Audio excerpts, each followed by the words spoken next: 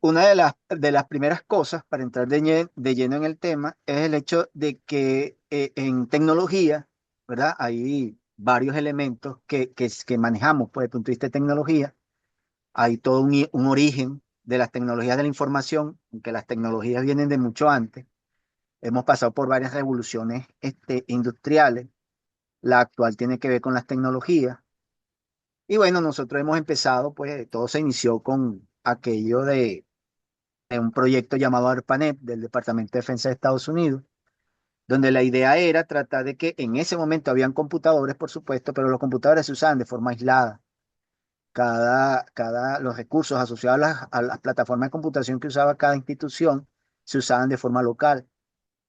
Dada lo costoso de los equipos y las dimensiones que tenían, ¿sí? Muchos computadores, bueno, la mayoría ocupaban cientos de metros cuadrados, solo el sistema y los sistemas de refrigeración ocupaban a veces hasta más. Entonces, bueno, dada todas esas limitaciones y todos esos costos asociados a la tecnología, se tuvieron que buscar compartir con la intención de explotarlo mejor, aprovecharlo de mejor manera. Entonces, eso hizo pues que se creara un proyecto para que, en este caso era el área militar de Estados Unidos, pudiera compartir recursos remotos, no tener una impresora en cada lugar, ni un computador, sino se pudieran compartir esos sistemas, el poder de procesamiento y otros accesorios que se le agregaron a los computadores, como cintas magnéticas y eso, bueno, se pudieran compartir. Ese proyecto fue creciendo, pasó de lo privado, de la parte militar a la parte pública, a las universidades se involucraron, las universidades se hicieron de ese sistema, de esa red, esa que le llamaron Internet, de la conexión entre todas las redes que tenían diferentes instituciones de forma separada, se juntaron, se conectaron y bueno, surgió Internet y por encima de Internet, todo lo que son los computadores a nivel global, a nivel del planeta, se han conectado. Y bueno, existe un conjunto de software y de hardware que permiten esa interconexión y protocolos que permiten y garantizan que los computadores de diferentes partes del mundo se puedan comunicar y hablar el mismo idioma. Bueno, esa tecnología, ¿verdad? No solamente ha hecho que se cree pues una plataforma física y lógica, pues, que permite la interconexión de todos estos sistemas que le llamamos Internet, sino además progresivamente se han ido desarrollando aplicaciones que han obligado a crear una especie de entornos virtuales.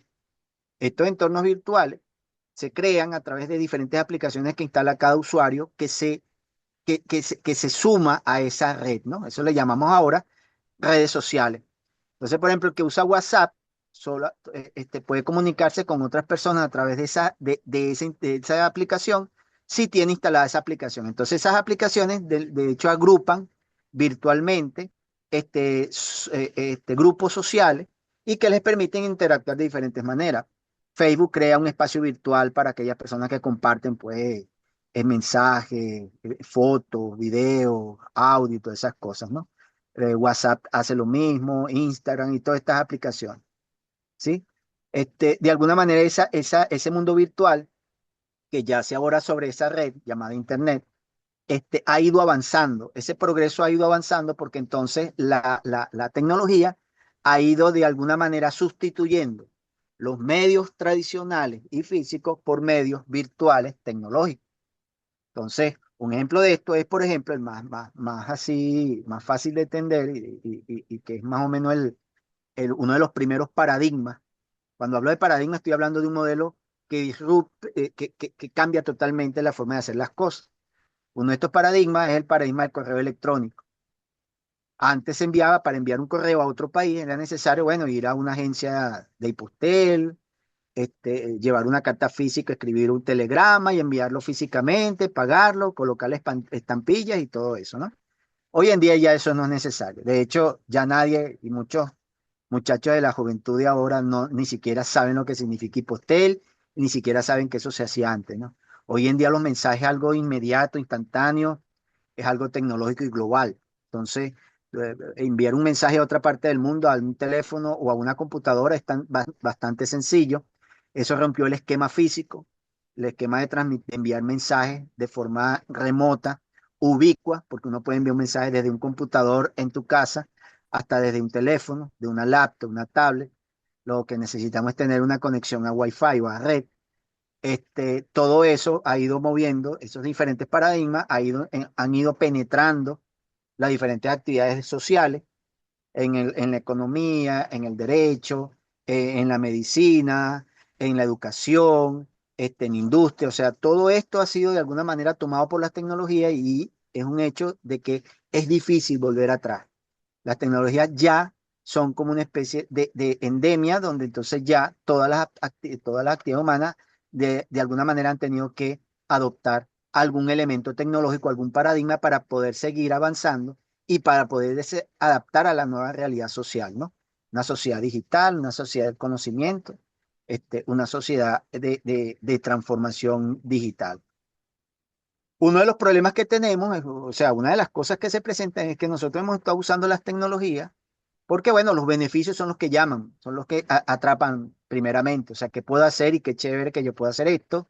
Que ahora puedo enviar un correo, puedo comprar a través de un paradigma llamado comercio electrónico, puedo comprar cualquier producto a otra parte del mundo, hacer negocio, pagarlo y bueno, ya, claro, físicamente tengo que traerlo, pero de alguna manera ese proceso de compra-venta ya no es local, ya no es físico. ¿Sí? Ya se puede hacer, ya el dinero no es solamente el papel, sino también las transferencias electrónicas, las criptomonedas, que es otro medio de pago, otro medio que da valor y me permite intercambiar cosas de valor, pagar y vender, comprar y vender, perdón. Entonces, todos estos paradigmas de alguna manera han ido presionando, han ido y nosotros hemos ido adoptándolos por los beneficios que nos están prestando. Pero, de forma ingenua, hemos ido olvidando, hemos ido, como quien dice, ignorando el hecho de que toda herramienta, hasta las tecnológicas, a pesar de los beneficios, también permiten, mejor dicho, abren un espacio también para ciertos elementos peligrosos de riesgo que pueden convertirse precisamente en eso, en un peligro, ¿no? Entonces, por un lado tenemos que podemos compartir fotos a través de Internet, pero por otro lado existen personas que están constantemente vigilando y aprovechándose, pues, de los accesos no autorizados para acceder a esa data privada, fotos, y utilizarla con otros fines, con fines que no son lícitos, con fines oscuros. Entonces, todo eso hace pues que hoy en día veamos la tecnología no solamente como un medio para mejorar las cosas, sino también debemos verla como un medio que hay que aprender a usarla de forma segura.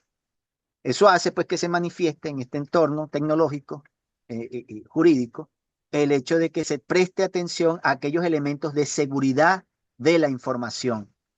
Cuando hablo de seguridad de información son aquellas herramientas, aquellas prácticas, las normativas técnicas y jurídicas que van a orientar a la persona, al usuario, a que utilice de forma adecuada las tecnologías de tal manera de que se respeten los derechos de los demás. Desde el punto de vista técnico o tecnológico, cuando hablamos de seguridad, hablamos de que todo elemento que se coloca en la red, que es un objeto, vamos a llamarlo un objeto digital, una fotografía, un video, un audio, los documentos, las propias, por ejemplo, el video de esta charla, todos estos elementos que de alguna manera se pueden manifestar y virtualizar en la red. ¿Ves? Nosotros sabemos que un documento físico es un papel con escritos, ¿sí? A través de un bolígrafo o a través de una impresora. Pero también vemos que se ha logrado convertir ese elemento físico en uno virtual. Y vemos, por ejemplo, cuando abrimos un editor de texto, vemos como el documento, como si estuviera plasmado dentro del computador. Tal cual como lo vemos en el mundo físico, lo plasmamos virtualmente en el mundo digital. Entonces, todos estos elementos, de alguna manera que se han trasladado al mundo digital, están en riesgo, están expuestos en Internet. Todo lo que se coloca en Internet yace ahí y está al fin y al cabo a la vista de todos. A pesar de que nosotros creamos que están seguros, generalmente no es así. Cuando un objeto está seguro, significa un objeto que se le garantiza que solamente puede ser accesible a las personas que yo autorice. Ese es un primer elemento. A eso nosotros le llamamos confidencialidad. Otro elemento es que ese documento no sea alterado y no se cambie el contenido y la idea plasmada en ese documento, que eso se le llama integridad. Otro elemento es que ese documento, ¿verdad?, tenga un autor y ese autor o ese generador o creador de ese contenido no pueda cambiarse o no pueda negarse. Si yo creo una fotografía o pongo una fotografía y es mía o un cuadro digital y es mío, no haya alguien que pueda alterar esa autenticidad, o sea, esa conexión entre el objeto, el producto intelectual y el autor, y se respete ese derecho, ¿no? El derecho de autoría. Entonces, entre estos elementos, a eso se le llama autenticidad, y un último elemento de tecnológico que es importante que se respete es la disponibilidad. Si yo coloco un documento y las personas autorizadas no pueden acceder a él, ¿sí? Entonces es un problema de disponibilidad y eso hace entonces que sea inútil y eso afecta también los derechos. El hecho de que yo quiera que algo se dé a conocer que afecte directamente mi persona, es necesario que eso también se respete. Entonces, esas cuatro patas de la mesa, que es disponibilidad, autenticidad, integridad y confidencialidad, son elementos tecnológicos que son parte de la seguridad y de la ciberseguridad.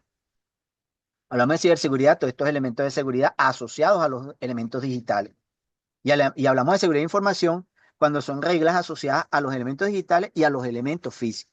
O sea, es importante tanto proteger un documento firmado a mano de forma autógrafa como un documento firmado electrónicamente. Esos dos objetos son necesarios proteger. Sin embargo, la ciberseguridad se concentra nada más en los objetos digitales, aquellos objetos que están representados en ceros y unos, ¿sí? Archivos que fluyen, viajan, se graban y se procesan a través de sistemas computacionales, sistemas informáticos, a través de las tecnologías de la información. Entonces, todo esto implica que de alguna manera, para poder nosotros empezar a normalizar o a normar, ¿verdad? Se han creado, esto ha obligado a que se hayan creado instituciones, tanto internacionales como nacionales, ¿verdad? Que se haya atacado esto de normarlas, ¿sí? Regularlas desde varios aristas. Una arista es la regulación tecnológica o técnica, es decir, para qué se usan las tecnologías y cómo las puede usar, ¿sí?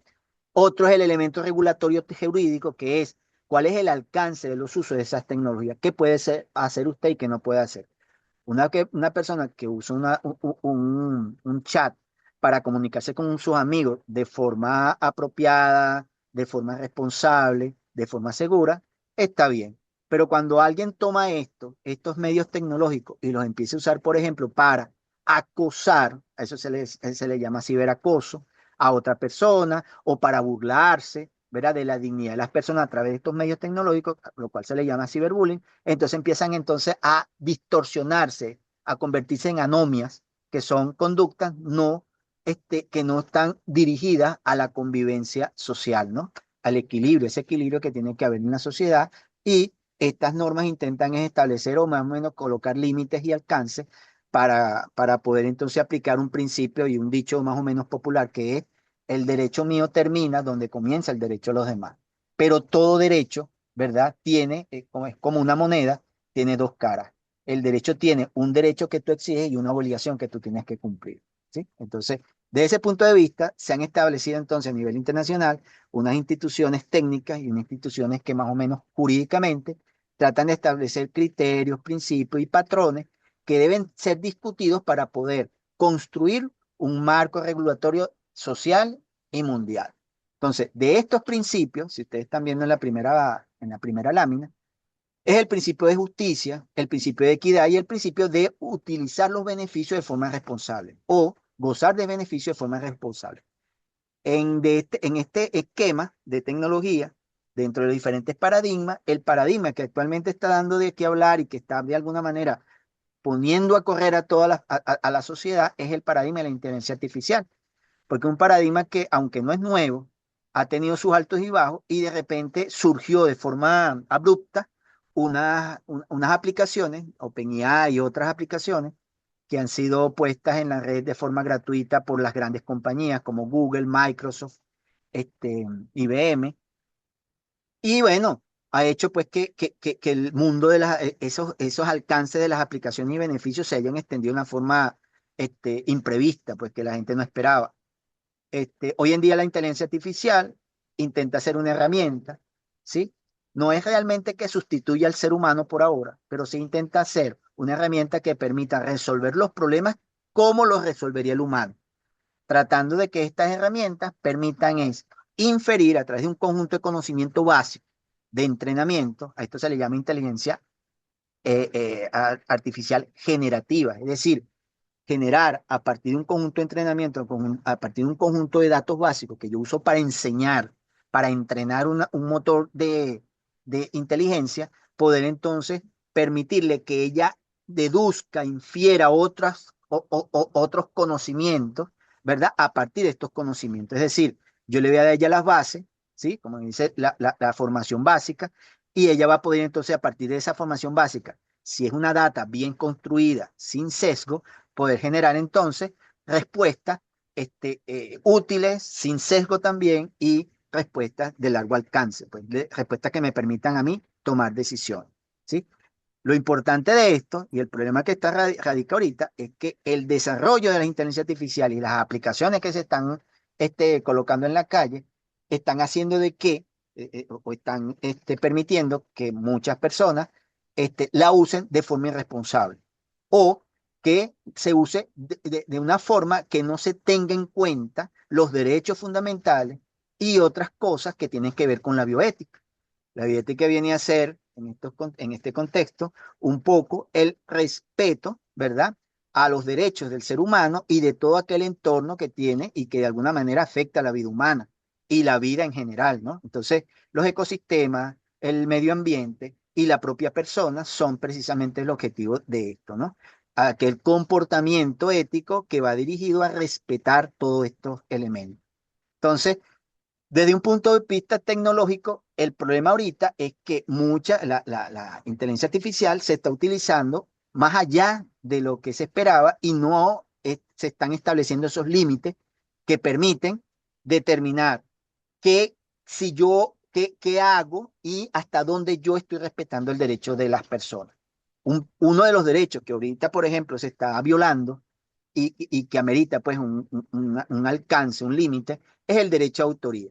Han aparecido por ahí avatares. Un avatar es una representación virtual de una persona, de una persona física dentro del mundo virtual. Entonces, por ahí han aparecido entonces diseños, figuras inteligentes hechos con inteligencia artificial de artistas interpretando una canción y una letra que nunca generó y que no es esa persona. Y el artista real se ha quejado, pues, y no le gustó el hecho de que alguien hiciera una imitación de él bastante buena, que confundiera a sus fans y que entonces empezara a generar una especie de rumor y de opinión, pues, que no es real, que no está basada en un hecho real generado por el autor real, pues, valga la redundancia.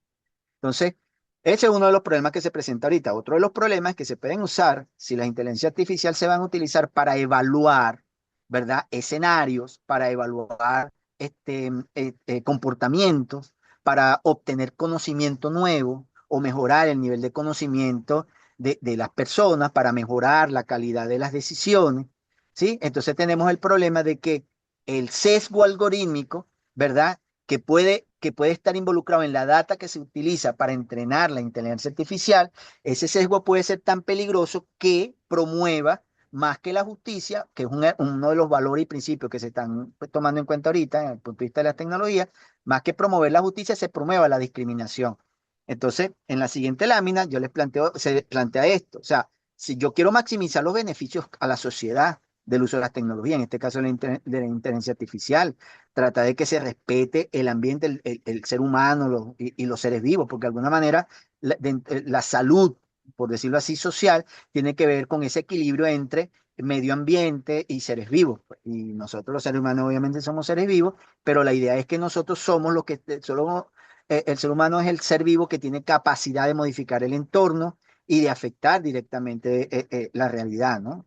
Entonces, ese tipo de cosas hace pues que el accionar del ser humano tenga un efecto de mayor alcance que el que pudiera tener otro ser vivo, ¿sí? Entonces, desde ese punto de vista, dentro de las cosas que se quieren, de esos alcances y de esas cosas que se quieren entender y que se quieren regular de la inteligencia artificial, ¿verdad? Desde el punto de vista bioético, es que toda persona que utilice o aplique, o sea, o mejor dicho, utilice aplicaciones de la inteligencia artificial, tiene que estar en conocimiento, eso se llama conocimiento informado, es decir, tiene que saber cuáles son los beneficios los riesgos y cómo limitar esos riesgos. O sea, tiene que aprender a usar adecuadamente y de forma segura las tecnologías. Entonces, ¿qué significa eso? Yo debo entonces tratar de hacer que las tecnologías sean comprensibles a todas las personas de la sociedad y que sea capaz de ser explicada y entendida para que esa información pueda ser usada adecuadamente y la persona que usa la aplicación o que desarrolla la aplicación, porque tenemos dos escenarios, aquellas personas expertas que desarrollan aplicaciones basadas en inteligencia artificial y las otras que son los usuarios de esas aplicaciones. Entonces, ambos deben tener ese conocimiento bioético, ¿verdad? O esa consideración bioética de desarrollo y aplicación. Y además hasta en la investigación, ¿sí? El investigar en inteligencia artificial con la intención de que estos conocimientos y estos beneficios realmente entren en consonancia con el equilibrio social que debe existir y que debe mantenerse, ¿no? Entonces, la confianza, ¿sí?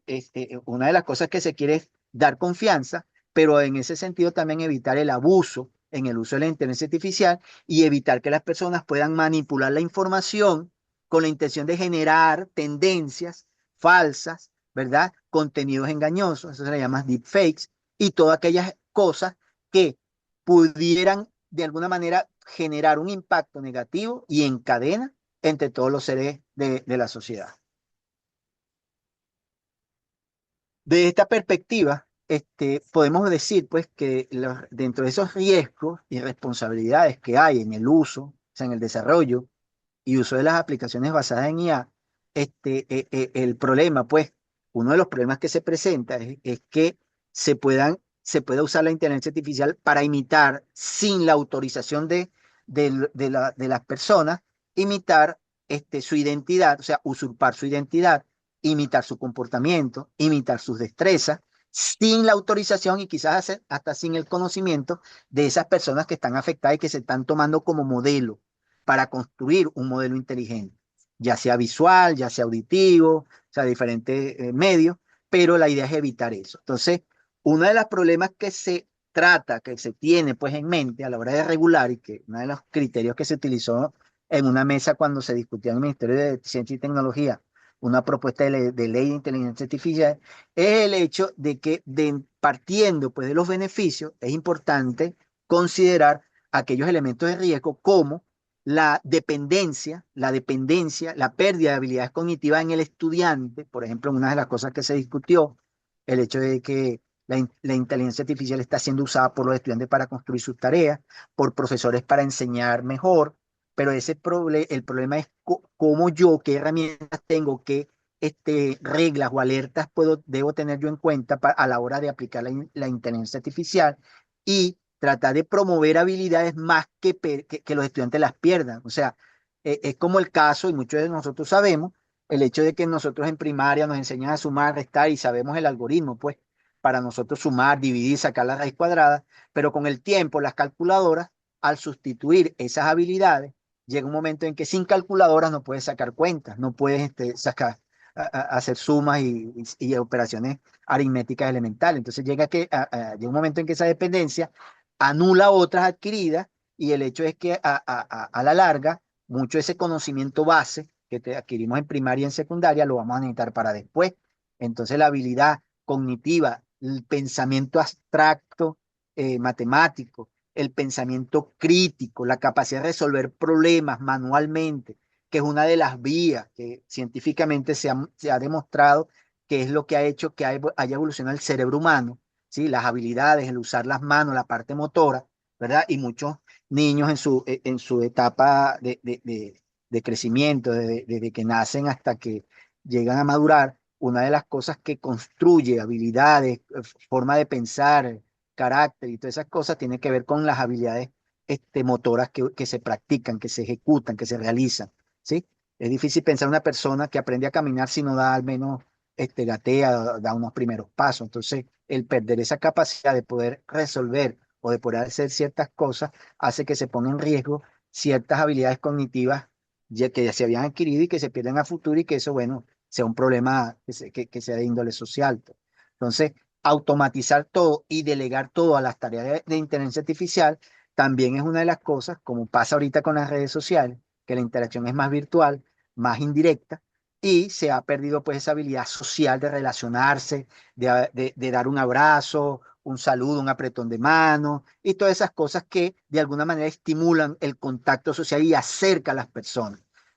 Estar en una máquina en un lugar del mundo y de otra en otra parte del mundo, o se da también que yo tengo un amigo vecino y en vez de salir al pasillo, saludarlo, ir a visitarlo a su casa, yo sencillamente me conecto con él y bueno, interactúo y chateo con él.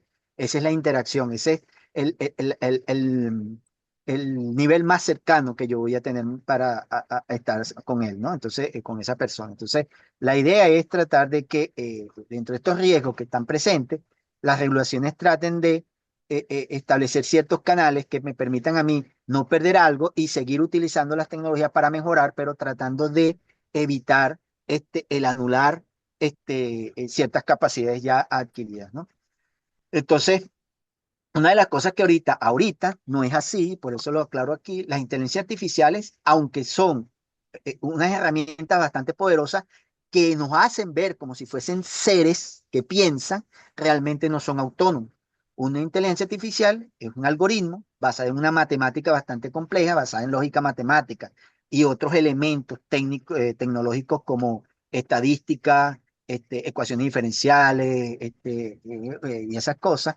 La inteligencia artificial en el fondo, abajo, dentro de las cajas de los motores de inteligencia artificial, existe un algoritmo que toma un conjunto de vectores, un conjunto de patrones que ya eso se ha construido y empieza a interceptar a sacar conclusiones a partir de premisas, que son estos vectores, y generar conclusiones desde el punto de vista de la lógica matemática y hacer que esas conclusiones formen parte de esa base de conocimiento que va creándose.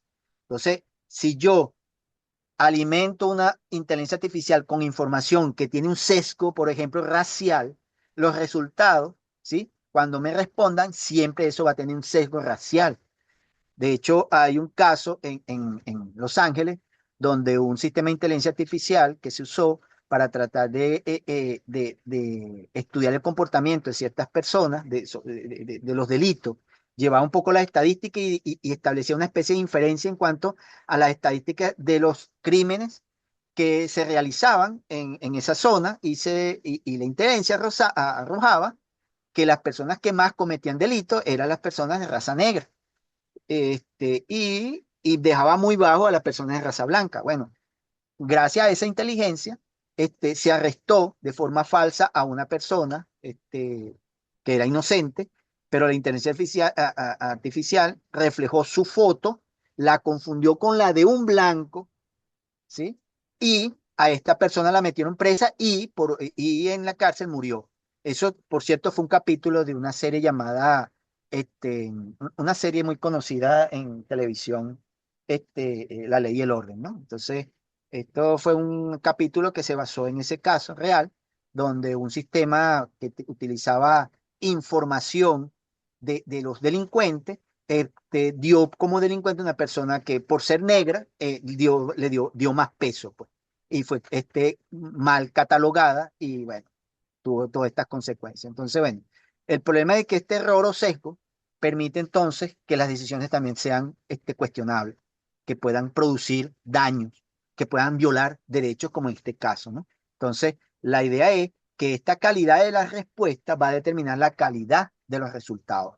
Entonces, esto conlleva pues a que los desarrolladores de aplicaciones y los usuarios de estas aplicaciones sean conscientes y tengan una responsabilidad ética de hacer todo el esfuerzo y que deban aplicar mecanismos para que la data de entrenamiento antes de entrar y ser utilizada para entrenar la inteligencia artificial sea depurada, se trate de reducir al mínimo posible ese sesgo, porque hay un sesgo que se puede introducir intencionalmente y otro sencillamente que no es intencional, pero como se llama, puede entrar porque las personas no hagan lo suficiente para mejorar la calidad de los datos y bueno, aunque no es intencional, hay una especie de culpa, una actitud culposa en no ser lo suficientemente diligente para tratar de que la información, los datos que van a usarse para entrenar la inteligencia sean lo suficientemente buenos, ¿no?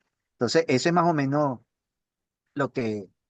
Ahora, dentro de este desarrollo de la inteligencia artificial, ¿qué se quiere promover? Una de las cosas que se quieren colocar en las regulaciones actualmente con la intención de que esto sea, ¿verdad? Un punto de partida para una práctica bioética adecuada, ¿sí? Para que este comportamiento, el ejercicio de las cosas que se hacen, el comportamiento de las personas que utilizan esta aplicación esté encauzado de una forma que su aplicación o su desarrollo no afecte lo menos posible, porque siempre hay un riesgo y los riesgos nunca se eliminan. Los riesgos estadísticamente lo que hacen es aminorarse o se trasladan a otro, pero generalmente los riesgos siempre están ahí. Entonces, una de las cosas que se quiere es tener un conjunto de criterios que permitan que a la hora de regular, al tener esos criterios o esos elementos a la vista, permitan entonces que las regulaciones tengan respuesta para ese tipo de comportamiento. Entonces, una de las cosas y que es no solamente un derecho humano, o sea, perdón, un derecho fundamental establecido en la mayoría de las constituciones del mundo, ¿verdad? Sino también un derecho humano es el respeto a la dignidad humana, el respeto a la moral, ¿sí? El respeto a la privacidad, a la intimidad de las personas, el respeto al libre desenvolvimiento de las personas, pero ese libre desenvolvimiento no significa que yo pueda hacer lo que me dé la gana porque eso es parte de mi desarrollo personal, sino que yo tengo que hacerlo dentro del alcance de los derechos de los demás. Entonces, la, la, la, la, la idea de que no solamente respete derechos, sino también de alguna manera e indirectamente respetar a las personas significa respetar el medio ambiente, porque eso afecta la salud mental, la salud biológica, física, todos esos elementos, así como los ecosistemas, el cuidado del ambiente y de los ecosistemas, y tiene un impacto en el nivel de vida, el bienestar de la humanidad. Entonces, hacer inteligencia artificial que haga que tome decisiones y esas decisiones impacten en los derechos, en el medio ambiente, ¿sí? Estas decisiones o esta inteligencia tiene que más bien, además de respetar esto, tiene que inducir y promover la inclusión, no la discriminación, ni la exclusión de grupos minoritarios, ni nada por el estilo. La inteligencia como beneficio, las tecnologías en general deben inducir a que haya paz y justicia, a que haya seguridad, protección, equidad y se elimine o al menos se reduzca al mínimo lo que es la discriminación. ¿Sí? Entonces, este derecho a la intimidad significa también derecho a proteger aquellos datos que son personales, las fotografías íntimas, la fotografía de la persona, que solamente la comparte con personas de confianza. El hecho de que una persona pueda identificar a otra persona en la red, que esta persona yo obtenga mecanismos y que no me engañe y no se haga pasar o usurpe la identidad de otra persona y se haga pasar por un amigo. ¿Entienden? Entonces, todos estos elementos son elementos de protección de datos que se toman en cuenta desde el punto de vista de la ciberseguridad en las tecnologías y se deben tomar en cuenta desde el punto de vista de la protección de los derechos digitales, de los derechos, sobre todo de la protección de los datos personales, de los datos privados de los ciudadanos. Entonces, todo esto implica que debe haber una responsabilidad implícita y explícita de las decisiones que toman las personas, sobre todo en el uso de las tecnologías.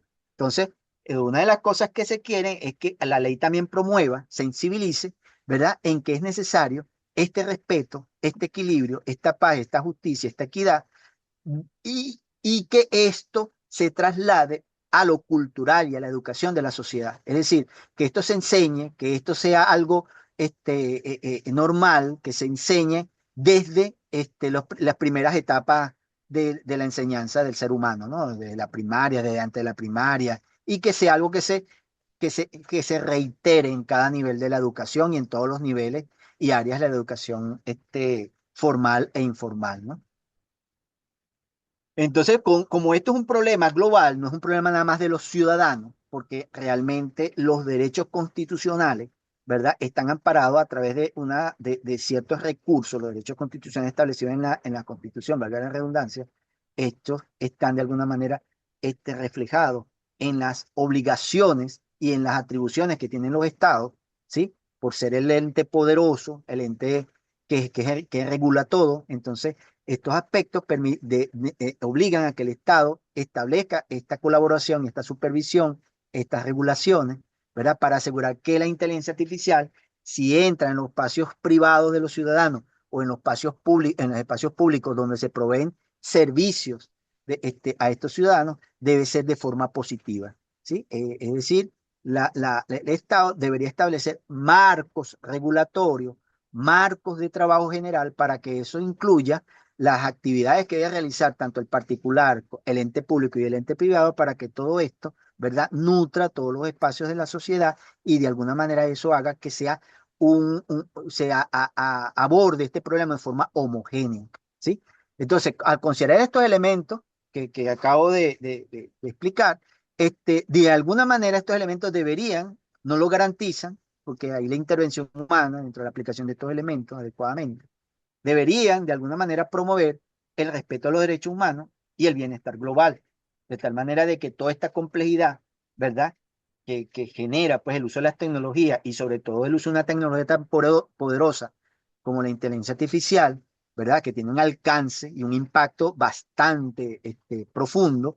Entonces, evitar que la complejidad de estas tecnologías, ¿verdad?, puedan promover un caos en el desarrollo, en su desarrollo de una aplicación, a un punto donde después sea imposible regular, ¿sí? O sea muy difícil regular. Entonces, la idea es que, y una parte que les quería hacer, si ustedes se dan cuenta, el derecho como una ciencia social intentaba, y me acuerdo de las clases de la profesora María Tosta de Derecho, una catedrática muy reconocida y bueno, una investigadora, una sabia, por decirlo de otras palabras.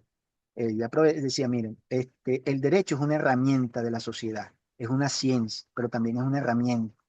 ¿Qué intenta el derecho? Bueno, trata de identificar qué conductas conducen a mantener ese equilibrio entre las personas en sociedad. Trata de buscar la paz, trata de buscar la inclusión y todo eso. Pero el derecho se puede ver de dos perspectivas. La forma como se crea el derecho específicamente. El derecho puede crecer a partir de yo derecho, veo la sociedad y veo cómo se comporta. Entonces, desde esa forma, desde esa perspectiva, yo tomo elementos de la sociedad como si fuesen un factor, ¿verdad? Y entonces, a partir de ese comportamiento que yo reflejo, empiezo a regular ciertas conductas que pudiera empezar a ver que no son las adecuadas. Esa es una forma de interactuar entre el derecho y la sociedad. O sea, el derecho ve, la sociedad la estudia y después regula. Otro enfoque es el enfoque proactivo, es el enfoque donde yo me adelanto, ¿verdad? Como en el caso de las tecnologías, sale una tecnología, entonces de alguna manera me alarmo y empiezo entonces a regular esa tecnología, pero pudiera regularla a un punto donde pudiera anularla. Y en vez de aprovechar sus beneficios y poder reducir su riesgo, sencillamente la elimino. No aprovecho sus beneficios por el temor a los riesgos. Riesgos siempre hay. Lo importante es tratar de gestionarlos adecuadamente para que esos beneficios siempre estén por encima, siempre sea un saldo positivo más que un saldo en rojo, ¿no? Desde el punto de vista de los beneficios y los riesgos que provee cualquier tecnología. Entonces, al Estado hacer eso, al Estado absorber y comprometerse con esto, hace que fluyendo hacia abajo la Constitución se desarrolle a través de las leyes, los reglamentos, las decisiones de los tribunales, las normativas administrativas y todos esos elementos regulatorios que permiten entonces que, teniendo un patrón general de referencia, poder ir desarrollando hacia abajo todas las conductas bioéticas que se deben promover para que haya el suficiente nivel de seguridad y aprovechamiento de los beneficios de la sociedad. Entonces, este caos, ¿sí? Este caos hay que atajarlo antes. Y como les digo, el derecho, ¿verdad? Hasta ahora, como ciencia social, buscaba regular la sociedad. Es decir, decirle a la sociedad, a los individuos, cómo deben actuar o al menos qué no deben hacer, ¿sí? Sin embargo, el uso y el boom de las tecnologías ha hecho que las personas acudan a las tecnologías, no vean si eso está regulado o no, sino sencillamente la gente adopta las tecnologías, por ejemplo, el comercio electrónico, por ponerle un ejemplo, la gente ahorita compra. En Venezuela no hay ninguna regulación, ninguna ley sobre comercio electrónico, pero las personas compran de forma remota, ¿sí? Hacen negocios y todas las cosas que tienen que ver con el comercio tradicional, pero hecho a través de las tecnologías informáticas. ¿Qué pasa con esto? Bueno, que las personas hacen cosas que no están reguladas y hacen cosas que a lo mejor no son lícitas. Por ejemplo, cuando uno compra, es lícito pagar un IVA, pagar un impuesto. En el comercio electrónico, muchas instituciones, muchos comercios privados evitan, promueven un bajo costo en los productos, sacrificando el cobro del IVA de tal manera que las personas cuando compran no pagan IVA, por eso el producto sale más barato, y el Estado no adquiere ningún tipo de tributo por esta actividad comercial, que sí lo tiene en la actividad económica tradicional, que es la actividad económica regular, ¿no? Entonces, fíjense cómo ahí no tenemos una regulación, las personas usan las tecnologías sin ver hacia atrás si hay alguna regulación al respecto. Sin embargo, esto hasta ahora no ha traído ningún conflicto, ¿sí?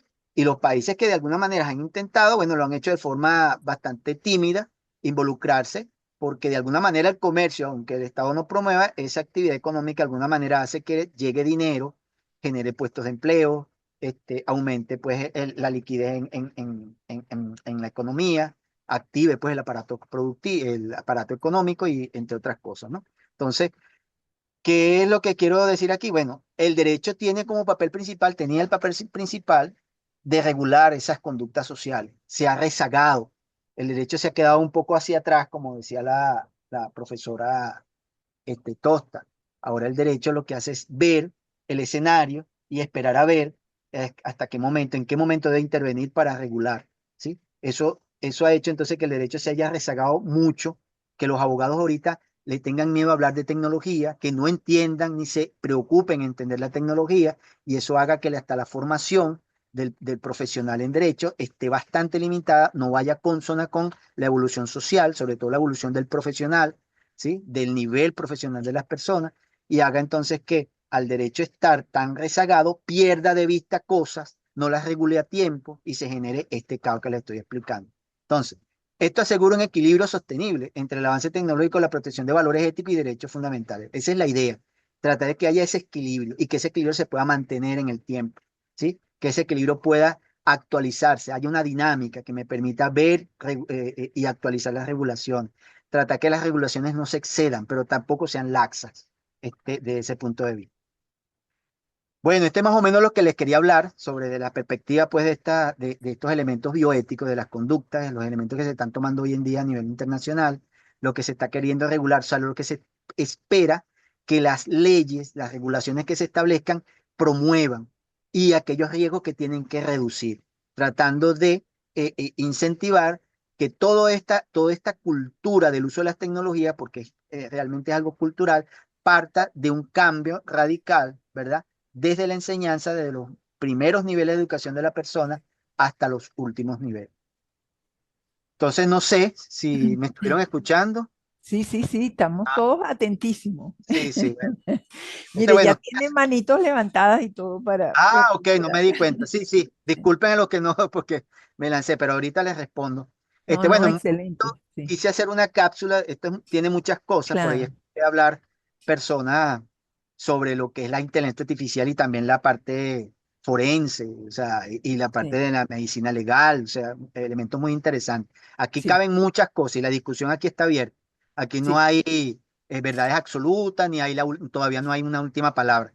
Actualmente la inteligencia artificial se está perfilando como una herramienta todavía que permita adelantar trabajo, o sea, adelantarse mucho esfuerzo e investigación a los profesionales y dejarle a los profesionales aquellos elementos que son más, que necesitan más intelecto, más elementos cognitivos para poder resolver.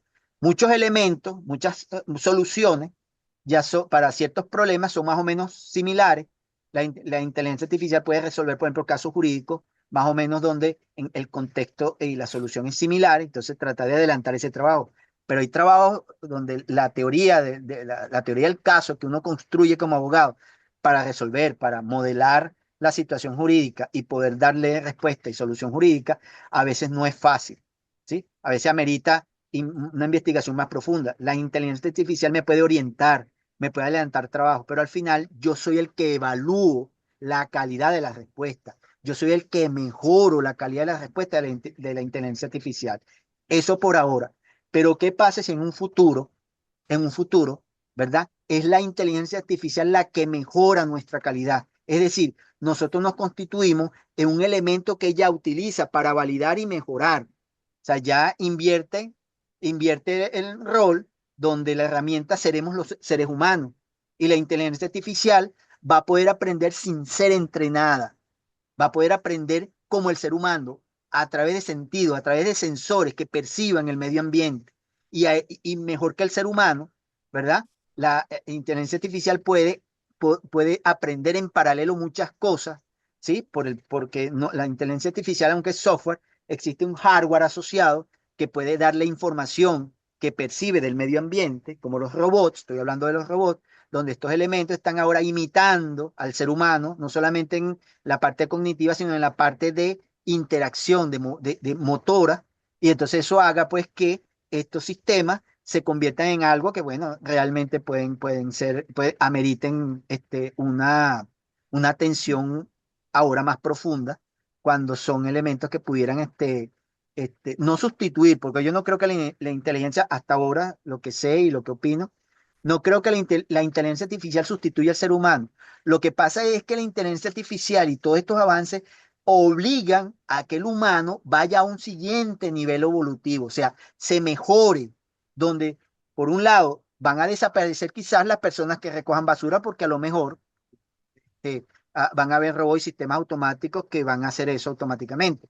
Pero entonces se va a crear a lo mejor un siguiente nivel profesional que son los que van a entrenar a esas máquinas o son las que van a supervisar porque como máquinas al fin pueden cometer errores, se pueden dañar, pueden haber muchos elementos que hagan que sesgue su comportamiento normal y bueno, eso amerite la intervención humana. Es decir, no creo que haya una sustitución, pero sí creo que se están creando nuevos espacios, por ejemplo, como el ingeniero en prompting.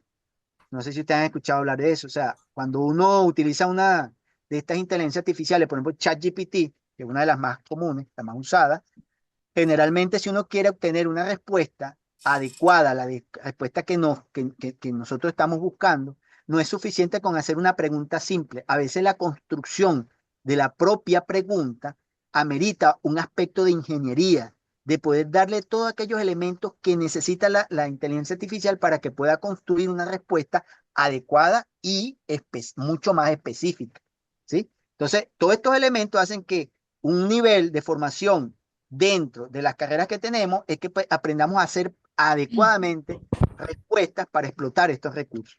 Por ejemplo,